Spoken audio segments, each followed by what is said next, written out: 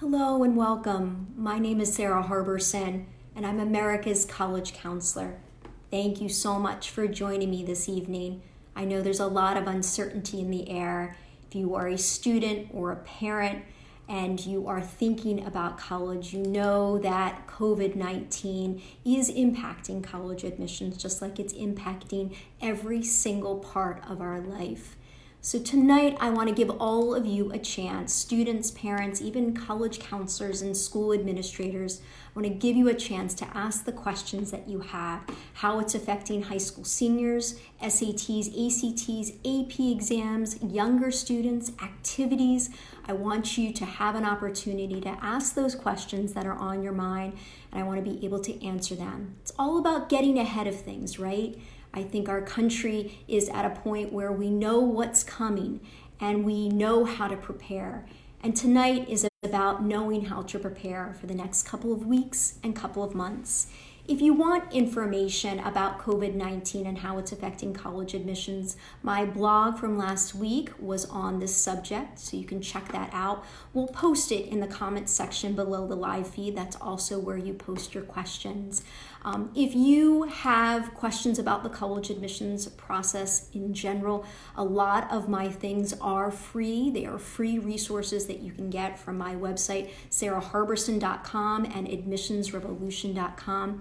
You can also follow me on Instagram and my stories. I usually will update everyone on my stories immediately if I hear of a new announcement from a college or university or the college board or the ACT.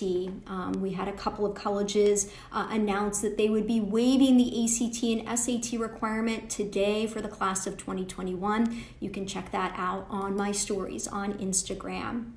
But the questions that you all have, whatever stage of the process you are in, I'd love for you to ask them in the comments section below the live feed. And we're going to get started because it looks like a number of them have come in already. The first question is from a mom. My sophomore was to take the SAT subject test for physics and math 2 several weeks from now. These will almost surely be canceled. What will likely happen regarding these? Same with AP exams, though our school is continuing all coursework virtually and kids will complete their courses, unsure of what will happen with these exams. Any thoughts? So with subject tests, they are 1 hour long exams that are offered through the College Board. I usually recommend that a student consider them only if they're taking an AP class and they're applying to highly selected colleges. At this point, there are very few colleges that are requiring subject tests or even recommending them. But obviously, if a student does well in them, they can only strengthen an application.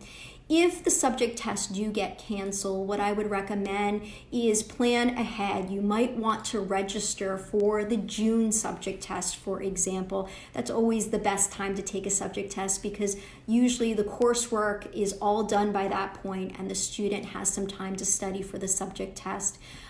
If they are canceled in June, there's a possibility that they could take them in August or later. But in my experience, students do their best in the subject test right after they finish the class. Here's the thing though, subject tests right now are not a big part of the admissions process at most institutions. And I think moving forward, they're going to be even less of an issue and less of a part of the admissions process. So in my opinion, the SATs and ACTs should be the priority if you do have a choice. And if you're not able to squeeze in a subject test, I think it's going to be okay. In terms of AP exams, we're waiting on the College Board to make an announcement.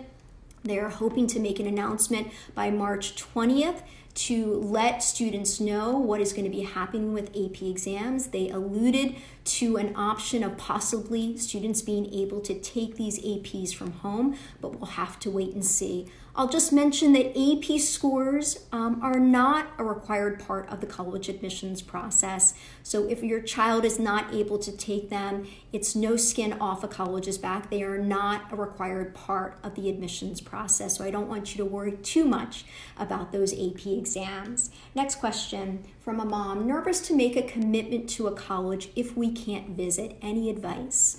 All right, so all those high school seniors, a lot of them have already found out a lot of their decisions, or they're awaiting them in the coming days. Most of the colleges will release the remainder of their admissions decisions by the end of March. But because of coronavirus, students are not able to go back and visit those campuses for the colleges that admitted them. What I would say is you want to check out the acceptance letter and any updates on the admissions website. A lot of colleges are working furiously to get some things in place. There are a number of colleges already announcing some of the opportunities that students can take advantage of. Some of my Application Nation families with admitted students in the class of 2020 to certain colleges made mention of a couple of different alternative options than visiting. So for example, Johns Hopkins University has some online events in the coming weeks. Villanova is going to be having live chats. Providence College has webinars every single Wednesday. Bard College announced their virtual opportunities. I was really happy to hear that an admissions officer from Grinnell College sent a personal email to one of our Application Nation class of 2020 students who got admitted. Those personal touches will mean much more in this year. Bowdoin College in Maine has some live stream sessions with the president of the college and the dean of admissions. Georgia Tech has a parents Facebook group, so any parents of students who just got admitted to Georgia Tech, you can find out from current Georgia Tech parents or former Georgia Tech parents to get some insights about how their students have what they've experienced on campus. And the University of Chicago actually has an admitted student network, a pretty big platform that students can access. And sometimes students can talk to current students, they can talk to faculty members, and definitely admissions and financial aid professionals as well. All right, next question.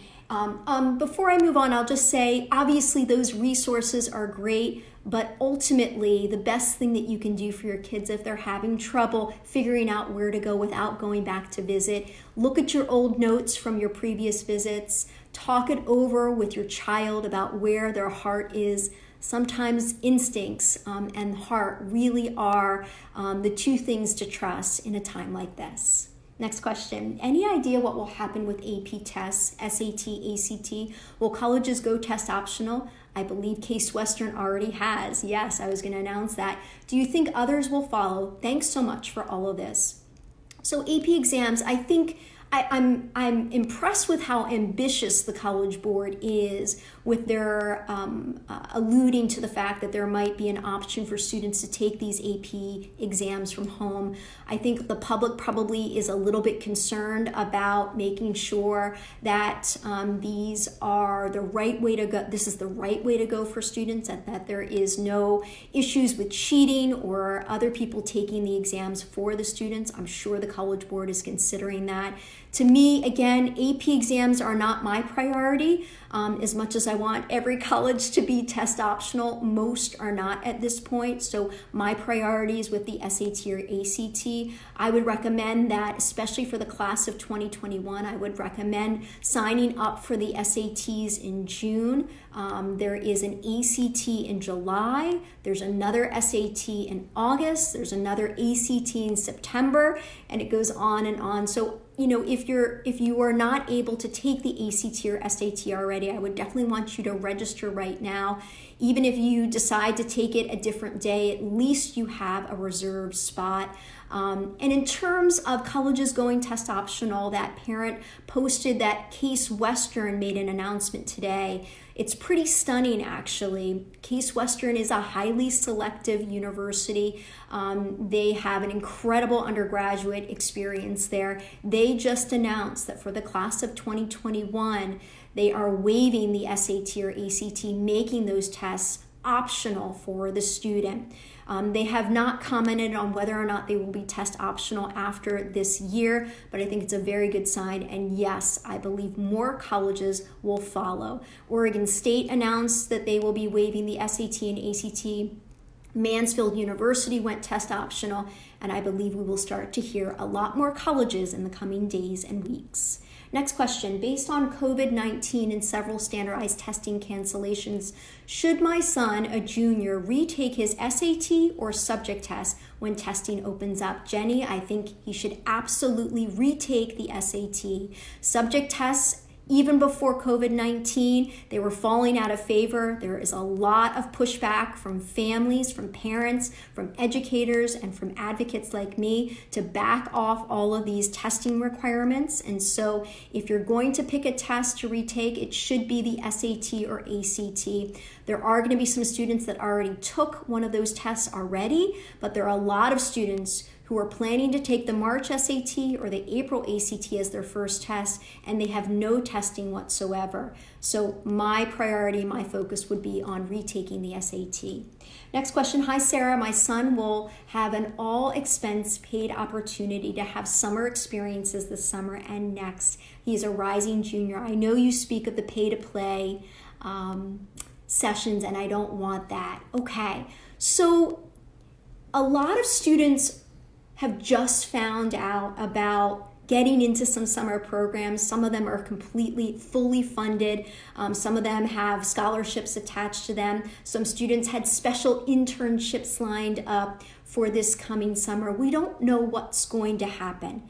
So if we are still in this situation where we are encouraged and recommended to stay at home and our kids will not have these incredible summer experiences, especially if they are going to be a senior in the fall, I'm recommending my Application Nation families hold tight. It's okay. Everybody is in the same boat. No one's going to have those external opportunities. However, when your child lists it on the application, they can say, awarded a full scholarship to attend this specific program, or got chosen as one of 3 students to be an intern for this company. Admissions officers will understand that they didn't have that opportunity, but they were chosen, they were awarded, they were honored, and that's going to matter to these colleges and universities because everybody's going to be in the same boat. But yes, please be careful always with those pay-to-play programs.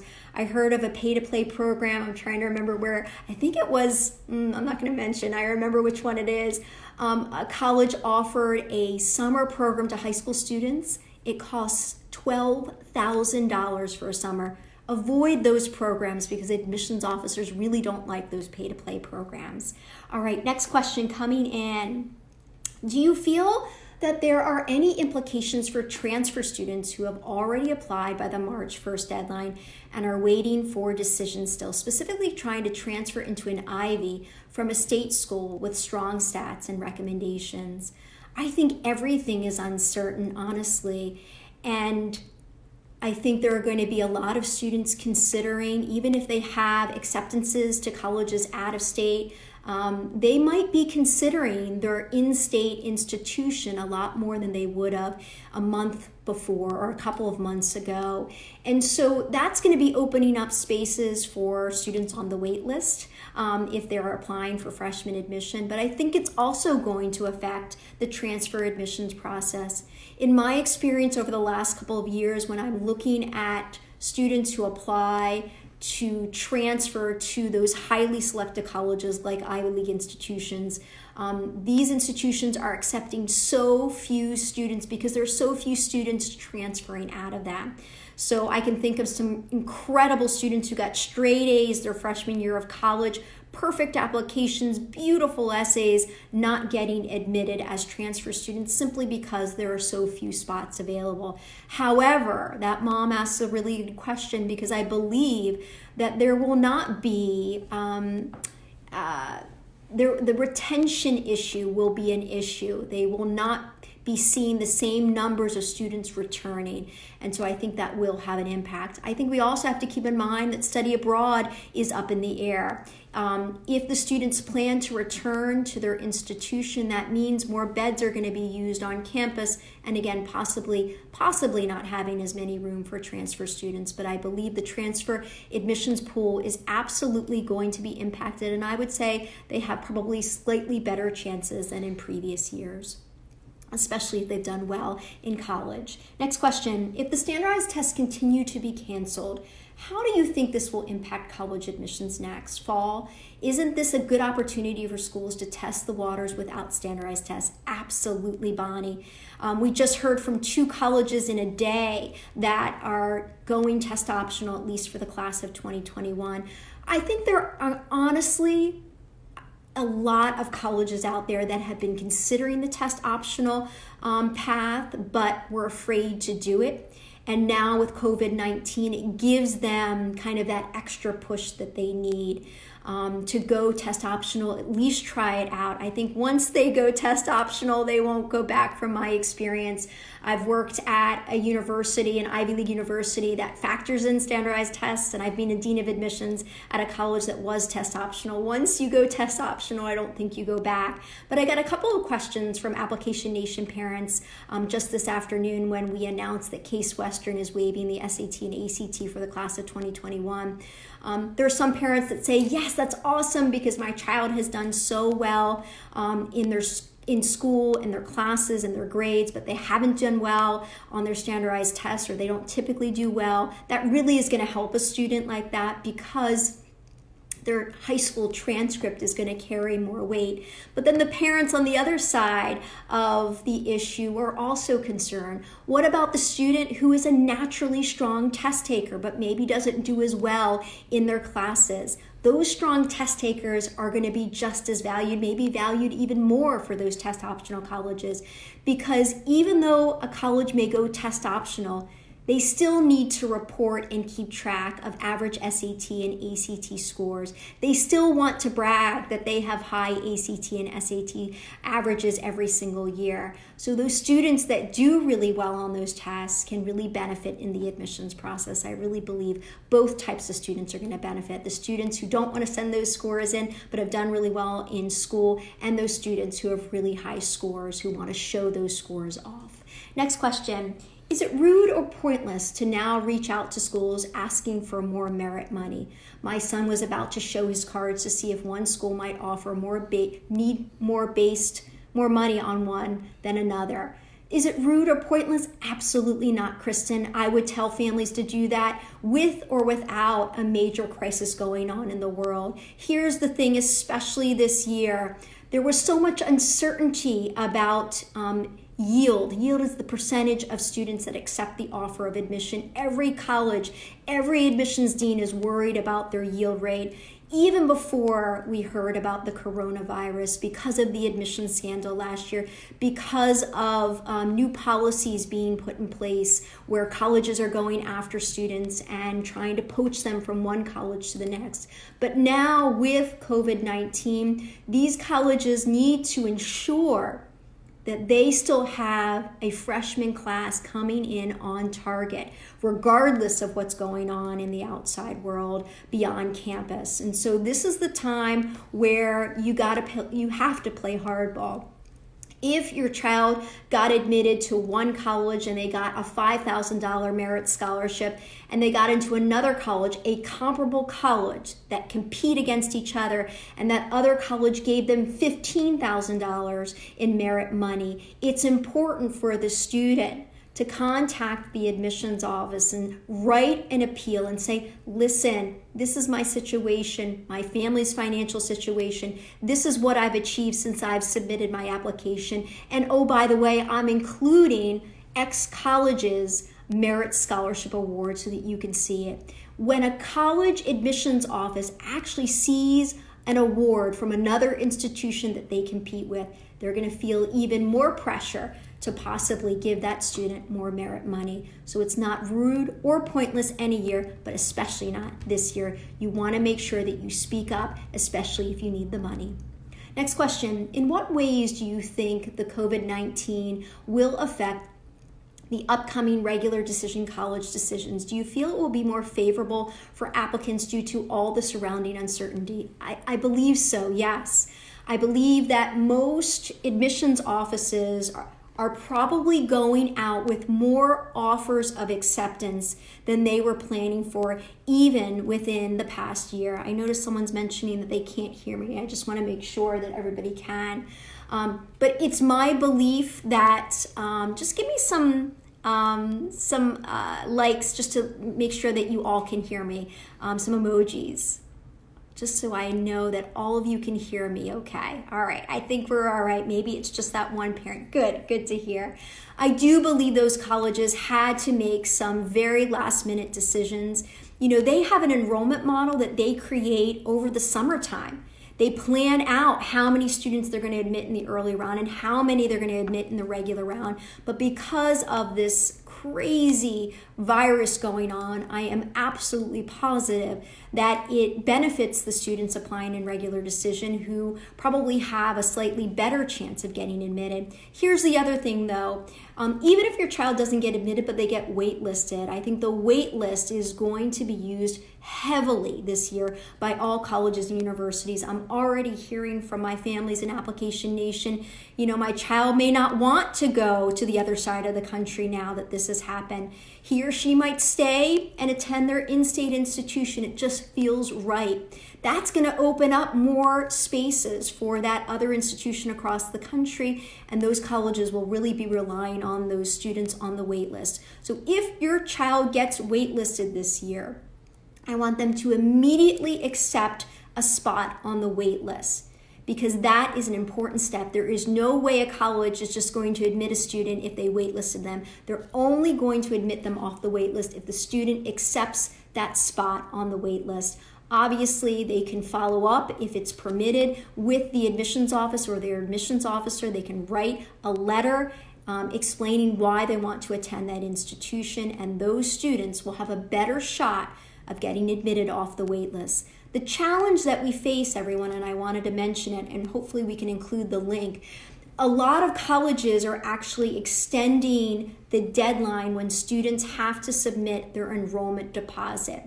In any given year, it's supposed to be May 1st. That's the national reply date. That's when any student who's been admitted to a rolling admission school, early action school, or a regular decision program, they are supposed to reply whether or not they're going to be attending that institution. That date is May 1st. It's a national date.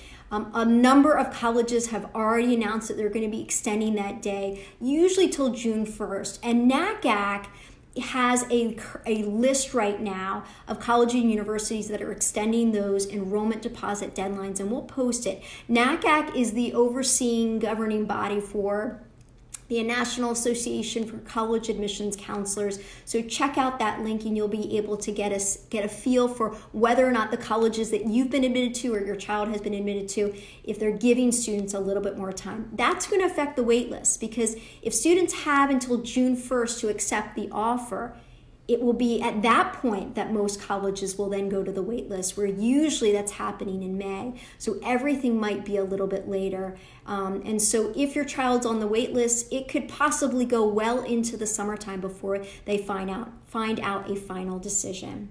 Next question. If e-learning continues through the end of the year, do you have any advice for parents so we can advocate as our students are dealing with a new system of learning along with living during this scary and uncertain time in the world? Yeah, I mean, it's been a crazy couple of days. I have 3 kids myself, trying to be a working parent and have 3 kids and try to help them with their schoolwork, their homework. I know that my kids' grades and learning will be affected by what's happening, the fact that they're doing it all virtual or online. And it is my hope that states, that administrators, high school and college administrators, make some pretty bold statements about this.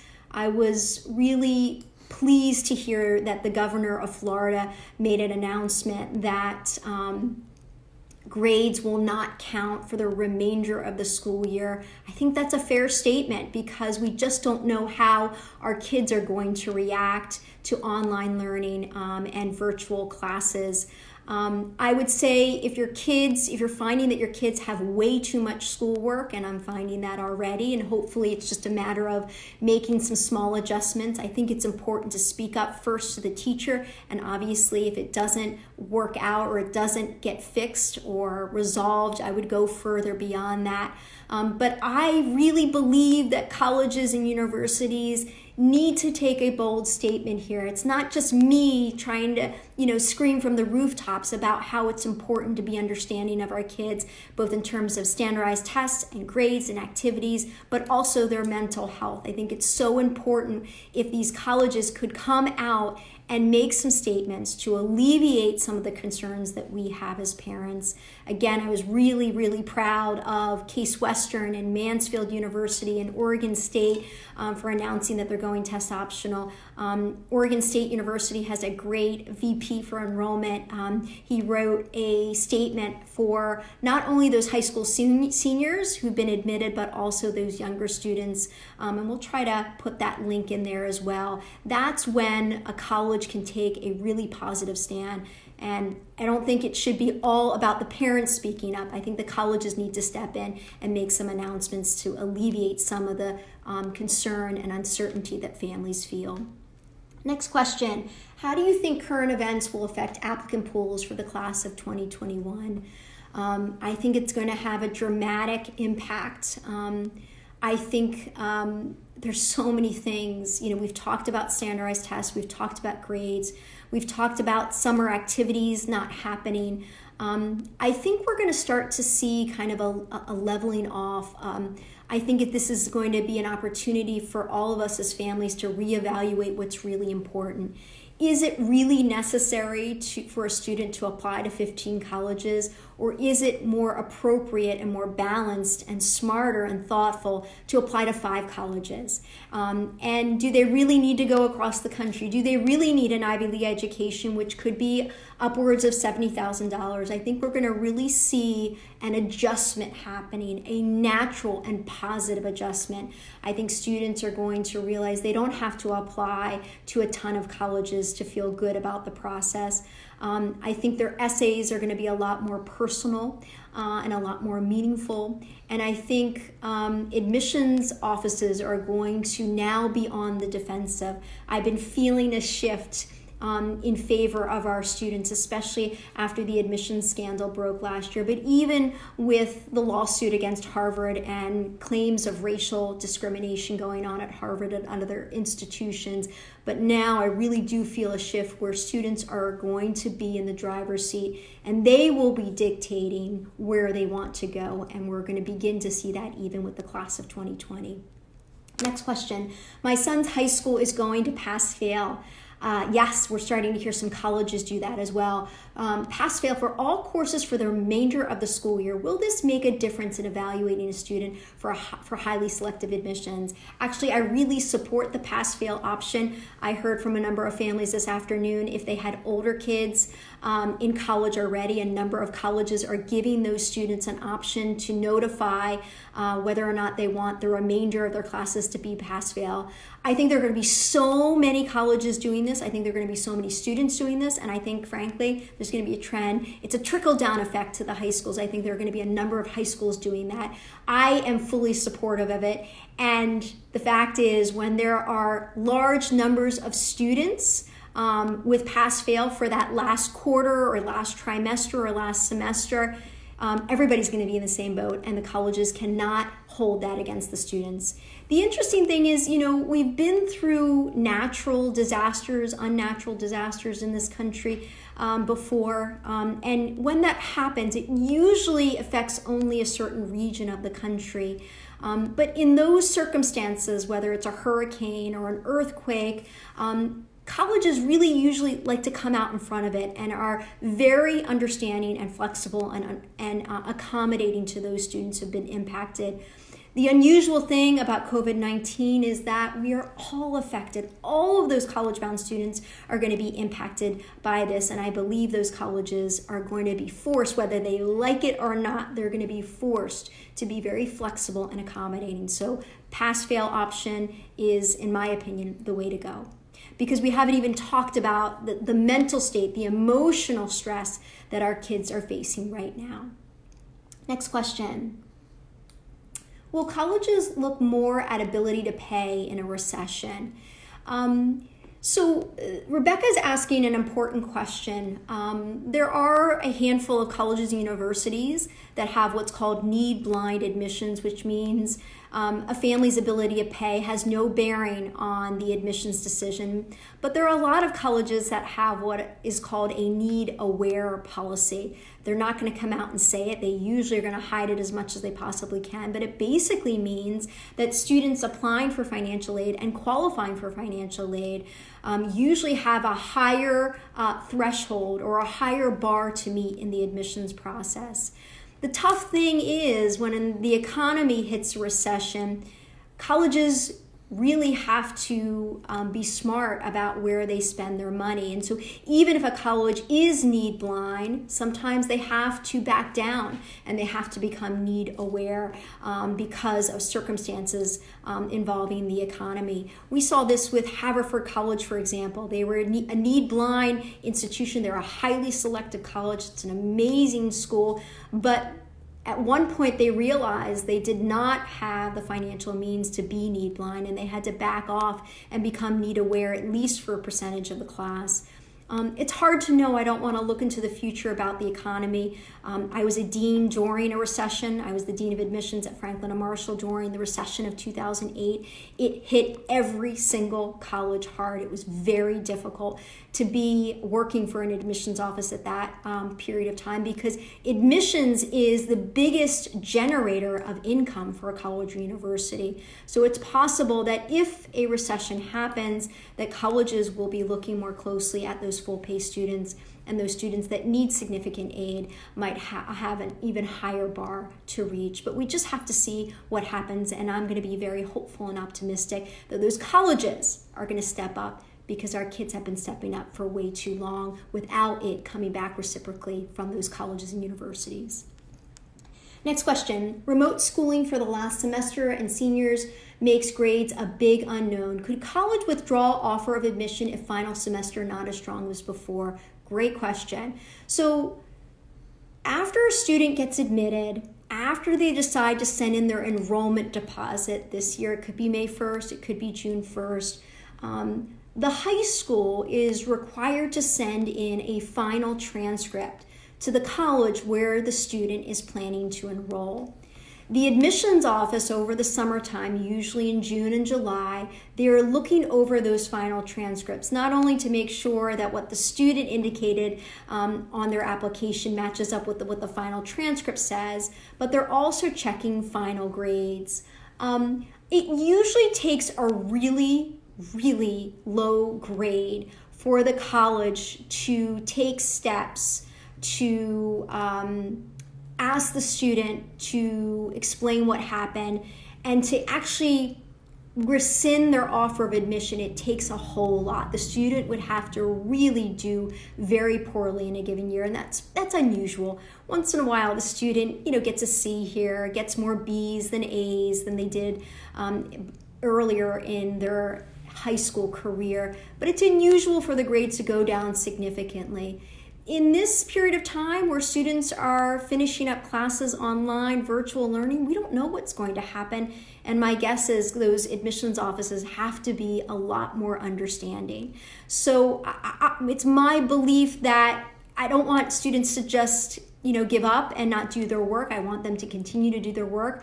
But getting straight A's or A pluses is probably not necessary. I would say that if the grades slip a little, it's probably not a big deal. Once C's, D's, and F's are introduced, yes, your offer of admission is in jeopardy. So you want to be careful about that. But I think in general, colleges will have to be more understanding.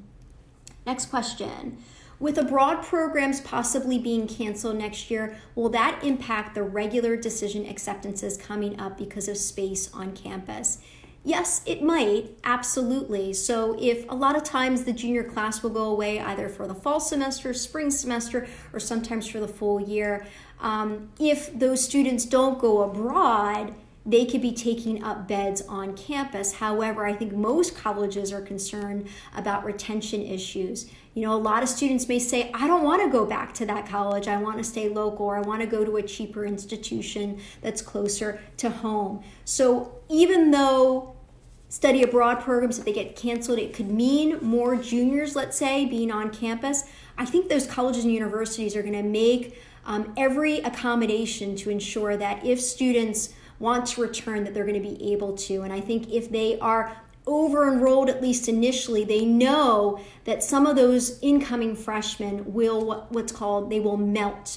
So there are a number of students that will change their minds, that will decide to go somewhere else, or will get off the wait list at another institution in any given year. And a college has to factor in summer melt, some of those students not actually starting as freshmen. I think those admissions deans are going to have to account for more melt to occur during the summertime. They cannot be in a situation where they have smaller classes, and so they might over-admit in regular decision to accommodate for more melt from that group, and possibly those older students, those upperclassmen students who may not return in the fall or the spring. All right, a couple more questions. My current junior is unsure how to start his search. What's the best way to work with an unsure, undirected junior? We are in the Northeast.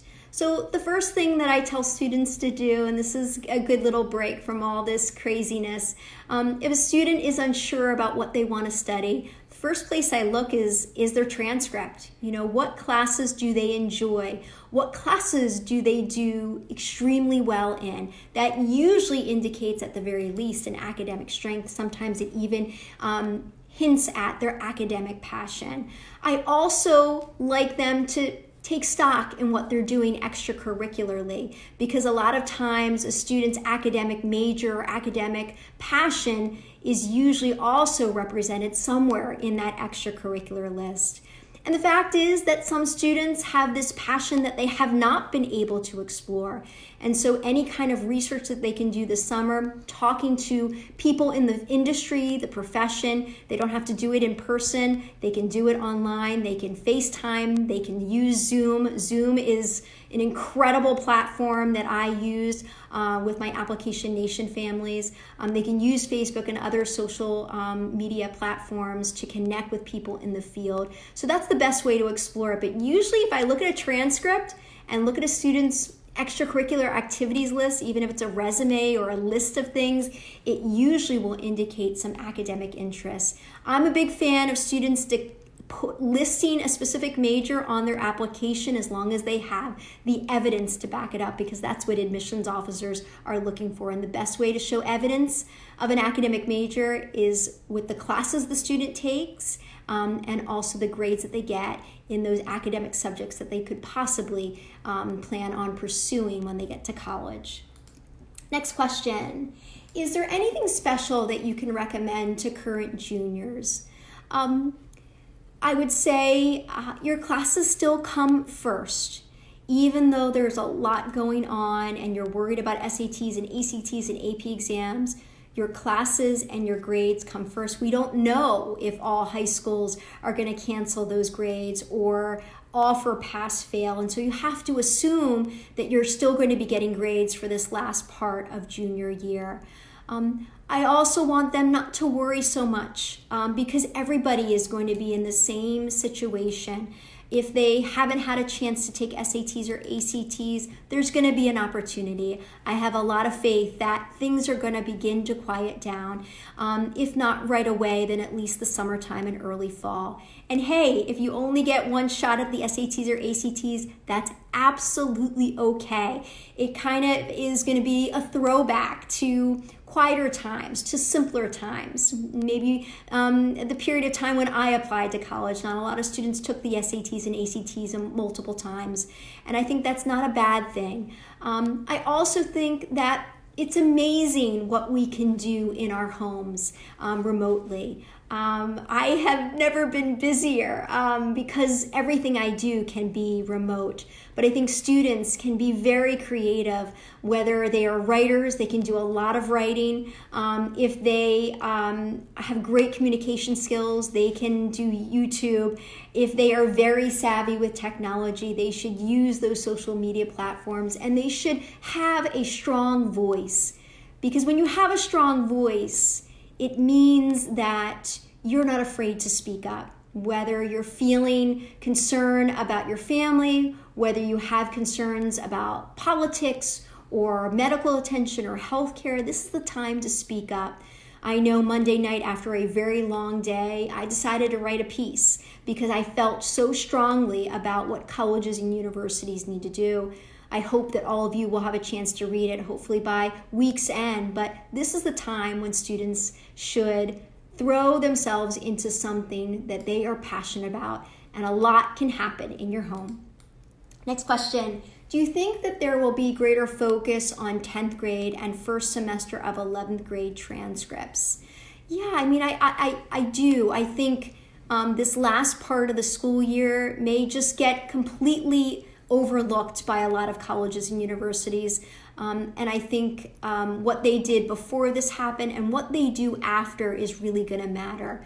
Again, I want students to make sure that their classes and grades are the priority, but the fact is that this is going to be a trying time. And until we figure things out, until those teachers figure out the right amount of schoolwork to give to students, the students figure out the right schedule, and parents are trying to figure out how to work from home and help their kids, I think we're going to need to understand that everybody's going through an adjustment period. But once we get back to normal, I think the students will quickly get back to normal, and their grades, if they were getting a little bit lower at the end of the school year, will quickly bounce right back up. But I believe these colleges and universities are going to be very understanding about that and look at what happened before and what happens after most of all.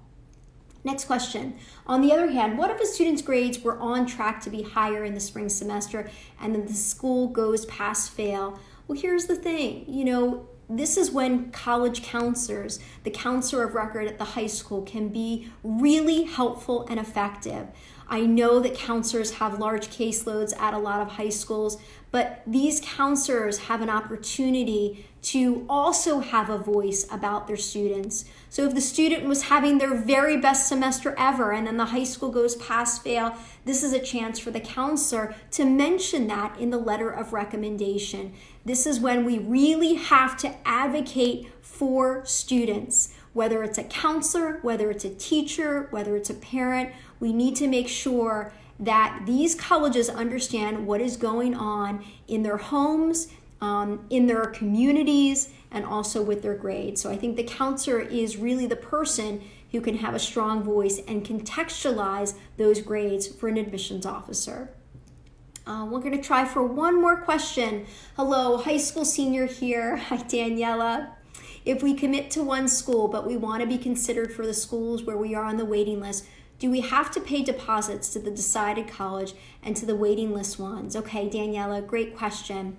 So if students get waitlisted, it's really important that you still submit an enrollment deposit at least one college, so you know that you have really one college, so you know that you have a spot starting for freshman year, because we don't know what's going to happen with the wait list, and you want to make sure that you are going to be starting college in the fall, ideally. But some of these enrollment deposits are pretty hefty. Sometimes they're several $100s, sometimes they're almost as much as $1,000, and not all families are in a position to do that. If you are struggling to come up with the enrollment deposit, it's important for you to contact the admissions office, your admissions officer, and sometimes even the financial aid office. Sometimes they will allow the student to submit a reduced enrollment deposit. Sometimes they will even waive it if the student is coming from a low-income background. But you need to do something to make sure that your spot is secure for freshman year.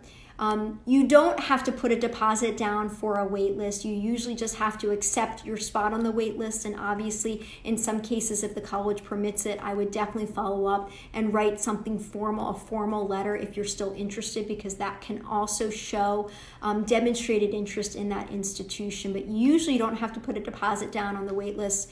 You just want to make sure you put at least one deposit down for freshman year for a college that admitted you. All right, I think we've got to end there. It's 10:15 or almost 10:15. I know a lot of you have had long days, and I appreciate you all tuning in. Again, you can find me on Facebook, Sara Harberson, admissionsrevolution.com. Those two websites. You can find me on Instagram, on all social media. You can find free resources. You can also read my blog, which usually is a very timely issue that many families are facing. Check out my blog from last week and look forward I hope that you look forward to reading my next blog. It will give you guidance, recommendations, and hopefully, just like this, peace of mind. Thank you all for tuning in. Stay safe, stay healthy. Take care. Bye-bye.